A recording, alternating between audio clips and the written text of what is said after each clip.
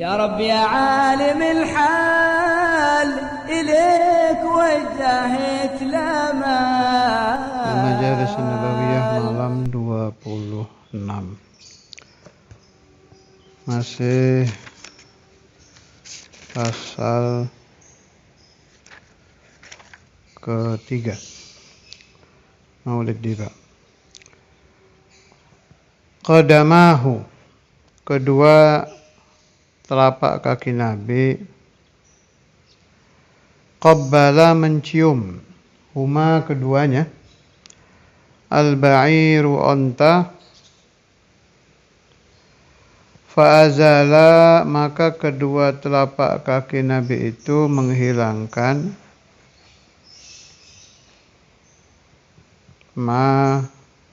apa-apa ishtakahu, yang dia mengeluh, minal mihan, daripada beberapa hal yang menyiksa, wan nawaib, dan bala-bala. Alhasil, ini ada yang mengartikan bekas, dan ini dipakai dalil bahwa bekas-bekas Nabi bisa dijadikan dalil juga, bekas-bekas sahabat, bekas-bekas tabi'in, bekas-bekas wali, itu mengandung barokah yang menghilangkan bala-bala.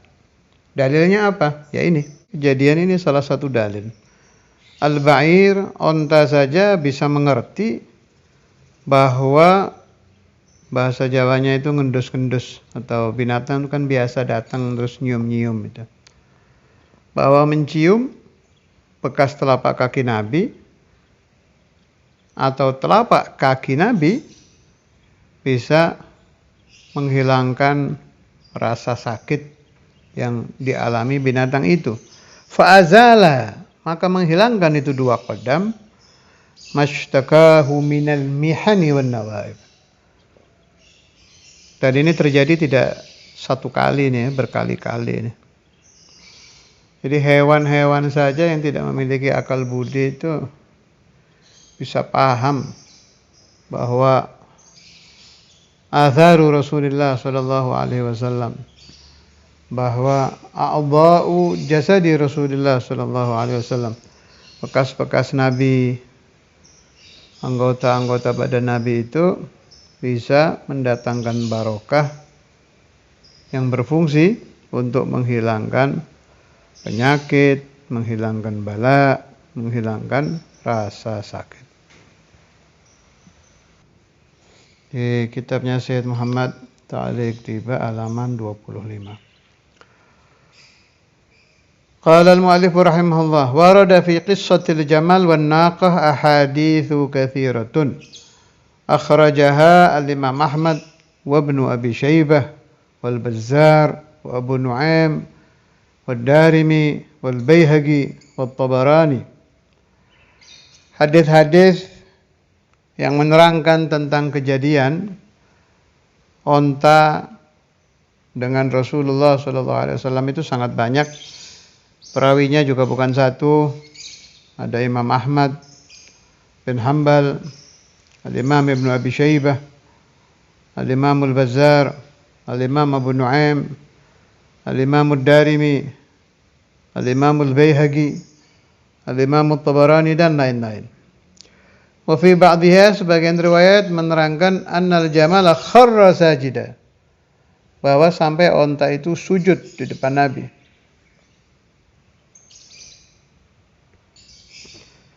Wa fi ba'dihha, dalam riwayat lain, annahu jaa'a wadi'an mishfarahu ay syafatahu, onta itu datang sambil meletakkan bibirnya fil ardi, di bumi, hatta baraka baina yadayhi, sehingga dia duduk di hadapan Rasulullah sallallahu alaihi wasallam. Wa fi riwayatin li Ahmad, dalam riwayat Imam Ahmad, anna sahabata radhiyallahu anhum qalu, para sahabat berkata, "Ya Rasulullah, wahai Rasulullah, hadhihi bahimatun la ta'qilu tasjudu laka, wa nahnu ahaqqu an nasjuda." Binatang-binatang yang tidak punya akal ini mereka bersujud kepadamu. Kami yang punya akal lebih berhak untuk bersujud kepadamu. Faqala, maka menjawab Rasulullah sallallahu alaihi wasallam, la yasluhu, tidak boleh li basyarin, bagi seseorang, ayyasjuda li basyar, untuk bersujud ke orang lain. Jadi nihayah penghormatan itu, ujung-ujungnya penghormatan itu tidak boleh sampai ke sujud. Adapun hadis-hadis yang seperti ada yang pernah dibawa sama Saudara Imam itu, lau jaza li ahadin an yasjuda au kama qala, ini saya meriwayatkan berdasarkan ingatan, au kama qala Rasulullah sallallahu alaihi wasallam, lau jaza li ahadin an yasjuda li ahad la amartul mar'ata an tasjuda li zawjiha. Andai boleh bersujud seseorang kepada orang lain, pasti aku perintahkan istri untuk bersujud kepada suaminya. Tapi itu pakai lau jaza, artinya tetap tidak boleh. Jadi nihayahnya penghormatan itu yang kita diajarkan oleh masyayikhuna itu, kita kan aliran Hadramaut ya. Jadi ya kiai-kiai Jawa juga sama ya, cium tangan. Ada yang sampai cium kaki, sebagaimana Syekhul Imam Al-Habib Abdullah bin Abdul Qadir bin Fuqih, itu kan beliau dicium kakinya. Tapi yang ghalib ya cium tangan itu. Ada lagi dahi ya. Terus Saudara Imam mengatakan itu salah satu yang diajarkan Nabi untuk menunjukkan mahabbah, mencium dahi. Tapi tidak ada nas yang membolehkan sampai kepada sujud. Adapun mencium makam itu mukhtalaf, khilaf itu. Yang banyak kayak ulama-ulama Mesir itu sering mereka meriwayatkan lamas, menyentuh aja, menyentuh, ambil berkah menyentuh. Tapi kalau mencium, Syekhul Imam Al-Habib Abdullah bin Abdul Qadir bin Fuqih mengamalkan. Kalau ziarah ke Imam Al-Habbar itu mencium nisan. Tapi yang ghalib, yang rata-rata ulama-ulama berpendapat tidak boleh mencium. Tapi menyentuh saja, menyentuh. Naam, kalau saya ditanya pendapat saya bagaimana, boleh. Saya juga mengamalkan ittiba'an di Syekhul Imam Al-Habib Abdullah bin Abdul Qadir bin Fuqih. Kemudian ada juga di beberapa kitab ahli-ahli thariqah itu yang membolehkan. Tapi seandainya ada yang berpendapat cukup dengan menyentuh, ya jangan dibantah. Itu memang yang banyak yang berpendapat begitu. Lamas, sentuh itu, tabarukan. Kalau di Adillatu Ahli Sunnah wal Jamaah, karangan Muhammad As-Sayyid Tijani, halaman 219. Wa amma massul masyahid faqad qala Imam Ahmad la ba'sa bihi. Adapun menyentuh nisan-nisan wali, makam-makam wali kayak kebiasaan orang-orang ziarah itu, menurut Imam Ahmad tidak apa-apa. Wa yaqul Muhibb at-Tabari wa Ibnu Abi Shaykh yajuzu taqbilul qabri wa massuh. Nah, ini yang dipakai Saudara Imam ya. Boleh mencium kuburan dan boleh menyentuhnya. Wa alaihi amalul ulama'i was salihin. Demikian amalan para ulama dan orang-orang saleh. Wa qad qala al-allamah asy-Syubari fi jawab su'al wa amma taqbilu tawabitil awliya'i wa atabihim fala khilafa fi jawazihi. Adapun mencium tabut-tabut para wali, tabut itu asal makna ya peti mati, tapi maksudnya di sini makam-makamnya ya. Wa atabihim, dan pintu-pintu makam aulia, fala khilafa fi jawazih bal wala karaha. Tidak ada khilaf di dalam bolehnya dan tidak ada makruh. Wala karahata fi takbili atabihim ala qasdi tabarruk kama afta bil Allama Ar-Ramli rahimahullahu taala. Asal niatnya mencium, niat untuk mengambil barakah sebagaimana fatwa Imam Ar-Ramli. Faqad su'ila kama warada fi fatawihi an takbili adrihatis salihin hal yukrahu aw la. Fa ajaba bi anna fi'la dhalika litabarruki la yukrah. Menurut Imam Ramli, boleh mencium makam-makam orang soleh dengan niat tabarukan dan tidak makruh. Ini dalil cukup ya, bahwa boleh at-takbil wal lamas, mencium dan menyentuh makam para aulia.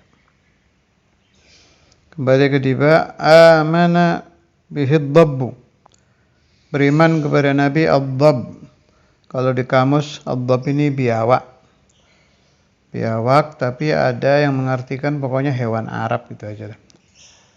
Wasallamat, dan beruluk salam alaihi kepada Nabi atas jaru pohon-pohon. Wa khatabat, dan mengajak bicara kepada Nabi Allah jaru batu-batu.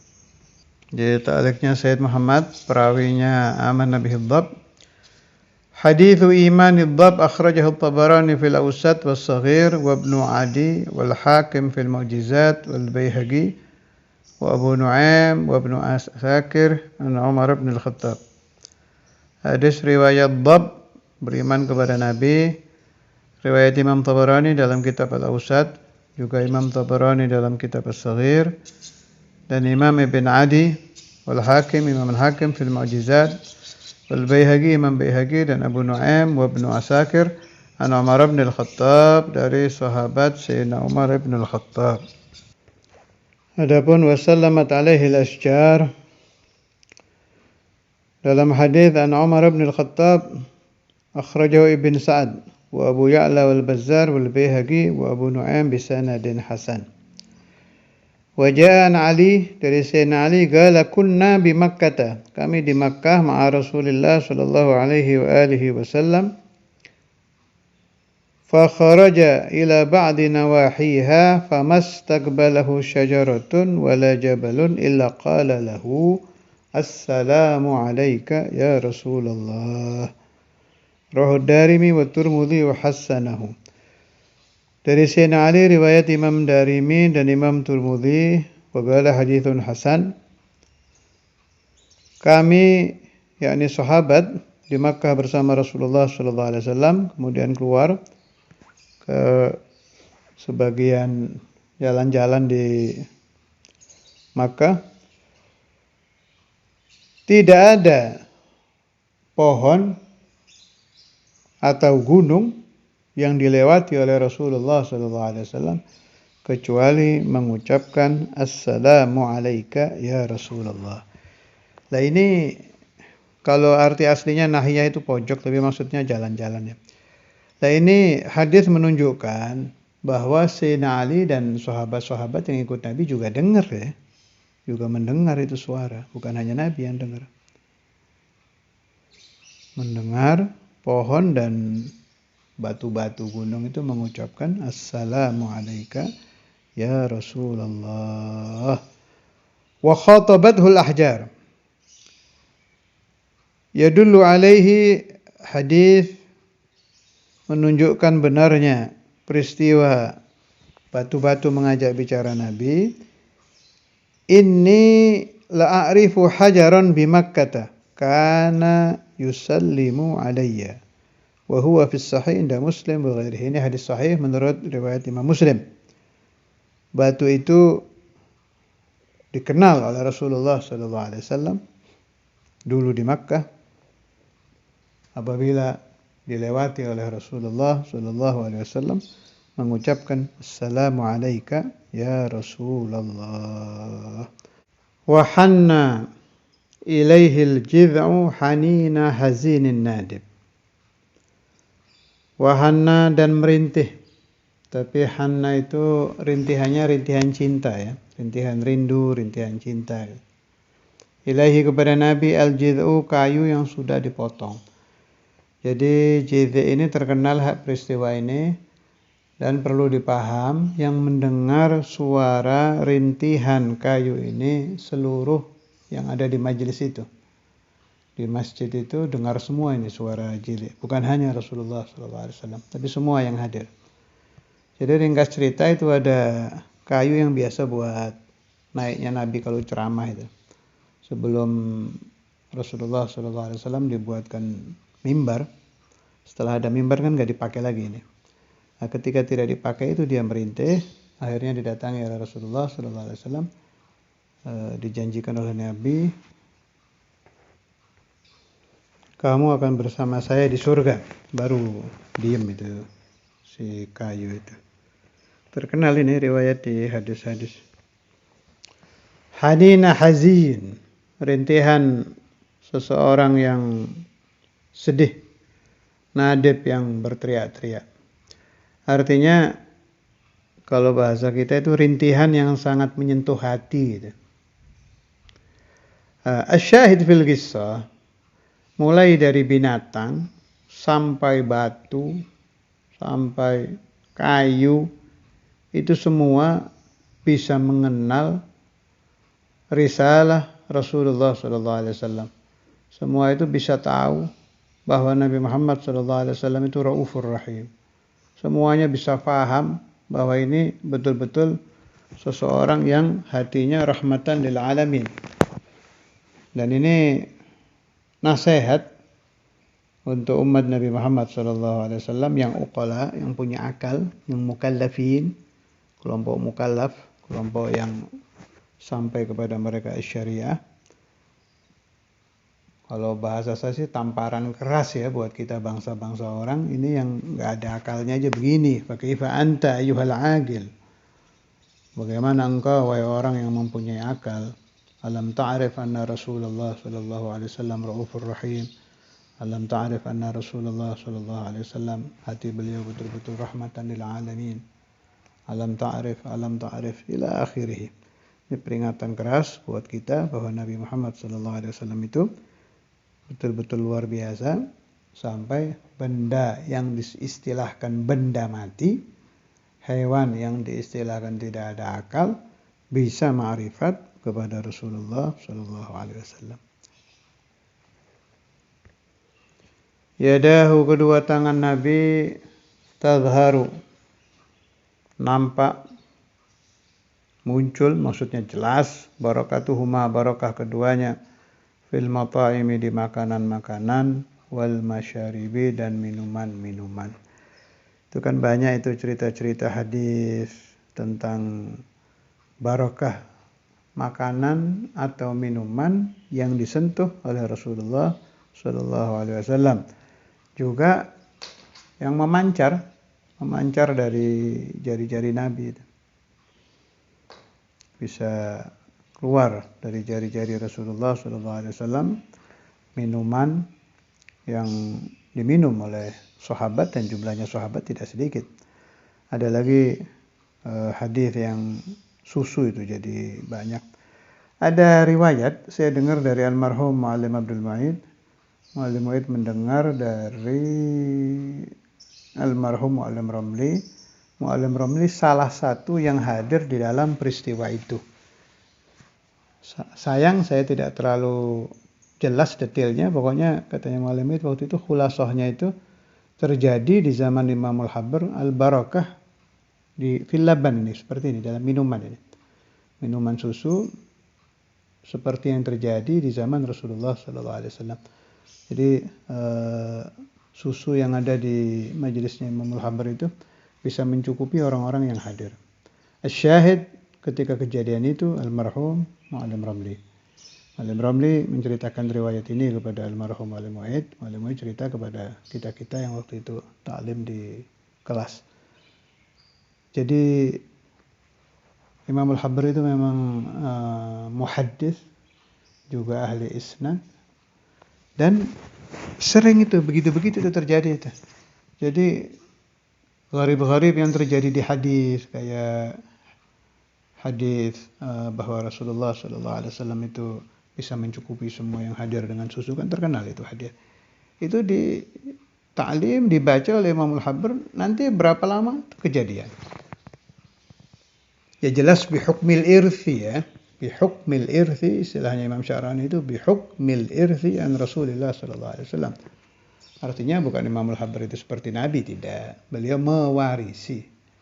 Limadha yarithu Rasulullah SAW di dalam beberapa kejadian-kejadian yang beliau baca di dalam hadis? Karena beliau bersih, tahir, suci, hatinya suci, jasadnya tidak pernah maksiat. Sehingga kalau membaca hadis itu dizahirkan oleh Allah. Kan kita kalau baca kitab tuh baca gitu satu pasal, satu masalah yang aneh gitu. Kan kalau hati kita busuk itu kadang ada syak kan, ragu apa iya ini. Nah, golongan kita ini, golongan gulubuna fiha syayatin, banyak setannya. Nah, kebalikannya, orang-orang yang bersih, orang-orang suci itu kalau baca kitab, Allah gharib, ajib. Itu dizahirkan di kehidupan nyata oleh Allah Subhanahu wa taala. Hadiah dari Allah taala untuk hati-hati orang-orang saleh, min babi liyatma'inna qalbi, sebagaimana yang terjadi di Khalilullah Sayyidina Ibrahim alaihissalam wa ala nabiyina Muhammad sallallahu alaihi wasallam. Awalam tu'min qala bala walakin liyatma'inna qalbi. Itu banyak itu di Al-Imam Al-Habr Al-Kutub Al-Habib Abdul Qadir. Artinya banyak. Saya tidak hidup di zaman beliau, saya berani ngomong banyak, itu banyak riwayatnya ya. Ada yang diceritakan oleh Mu'allim Ramli, ada yang diceritakan oleh Al-Habib Abdullah bin Alwi Al-Kaf, ada yang diceritakan oleh Mu'allim Dimyati, dan itu yang paling banyak saya terima itu riwayat-riwayat Imam Al-Habr dari Mu'allim Dimyati, dan jelas Ustadzul Imam lebih banyak lagi. Dari Syekhana Al-Imam, Al-Hafadh Al-Musnid, dan Kutub Al-Habib Abdullah bin Abdul Qadir bin Fiqih. Khulasahnya, itu saya jadi punya paham. Karena Imam Al-Habr itu ketika membaca, kan beliau paling senang baca Bukhari kan, hadis Bukhari itu rutinan. Senang membaca hadis-hadis Rasulullah SAW, Bukhari dan lain-lain.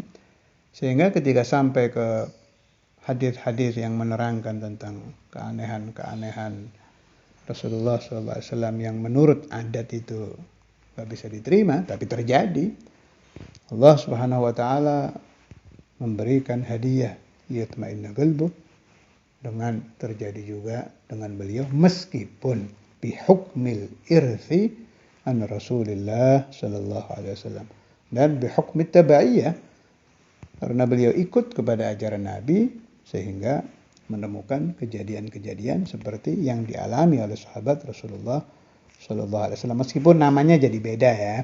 Kalau di zaman Nabi disebut mukjizah, di zamannya Imam Al-Habr disebut karamah. Allah yaftah alaina wa alaikum futuhal arifin wa futuhal salihin wa futuhal muhibbin wa futuhal muqarrabin. Berdoa mana dhalik fudatufu afiyah lana wa lawladina banatina wa darina wa ahbabina wa talamidina al-barina min sami hadhal kalam bi ikhlas ala dama fudatufu afiyah bila mahnah dunyan wa ukhra. Di ta'liq Sayyid Muhammad halaman 26. Thabata fis sahihain. Ini riwayat ada di Sahih Bukhari dan Sahih Muslim, bahwa air itu memancar dari jari-jari Rasulullah sallallahu alaihi wasallam. Dan tariq hadis ini sangat banyak, sahih, bahkan sampai ke mutawatir. Juga di Sahih Bukhari Muslim bahwa telapak tangan Rasulullah SAW bisa ketika menyentuh telapak tangan Nabi, ketika menyentuh bahan makan sahabat, waktu itu ya gandum ya, itu bisa mencukupi jumlah banyak, padahal asalnya sedikit. Itu tarik riwayatnya juga banyak dan biisnadin sahih. قلبه لا يغفل ولا ينام ولكن للخدمة على الدوام مراقب. قلبه hati Rasulullah sallallahu alaihi wasallam la yaghfulu tidak pernah lalai wala yanamu dan tidak pernah tidur hati Nabi. Wa naumuhu yaghfa'u hatinya tidak tidur. Sebab kalau tidur bahaya. Bahaya bagaimana? Hati Nabi itu tempat turunnya wahyu. Lah kalau ghaflah atau tidur 1 detik saja, nanti bisa muncul hukum wahyu datang beliau tidak tahu. Makanya mustahil qalbu Rasulullah sallallahu alaihi wasallam itu ghaflah. Enggak mungkin. Yaghfulanillah mustahil. Sebab menjadi mahbitul wahyi. Walakin lil khidmati tetapi lil khidmah bagi khidmah kepada Allah ya, ala dawam secara terus-menerus, muraqibun nginjen mengawasi maksudnya. Selalu hati Nabi itu hidup. Qauluhu qalbuhu la yaghfulu wa la yanam. Halaman 26 Ta'liq Sayyid Muhammad. Jaa fil hadits inna as-sayyidata Aisyah qalat ya Rasulullah atanamu qabla an tutir. Sayyidah Aisyah berkata kepada Nabi, ya Rasulullah, apakah engkau tidur sebelum witir? Faqala menjawab Rasulullah sallallahu alaihi wasallam, ya Aisyatu inna ainayya tanamani wa la yanamu qalbi. Wahai Aisyah, sesungguhnya kedua mataku tidur tapi hatiku tidak tidur.